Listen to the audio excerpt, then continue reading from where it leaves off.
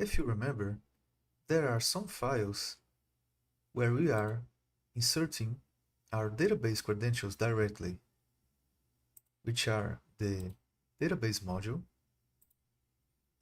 the data source, where we are also duplicating data, and the Docker Compose file. Well, this is not recommended for two reasons.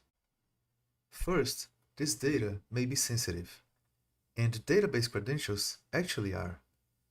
If I maintain them here, then anyone with access to the code repository will be able to see them, and it may become easier for them to get leaked. Second, this data may change according to context, and database credentials also do. I have a local database in my machine so that I can test the application while I'm developing it. So these are my credentials. If there is another developer working on the system with me, then he will probably have his own credentials for his own local database.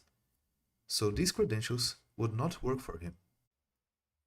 In the same way, the system instance that will be used by the actual customers of the shop will also have its own database, whose credentials will then really be extremely sensitive.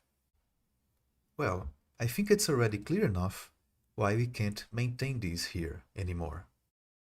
What we'll do is use them as environment variables so that they are not bound to the code base anymore, but to the machine where the system is running. In the next few lessons, we'll learn how to tackle this. So, see you there.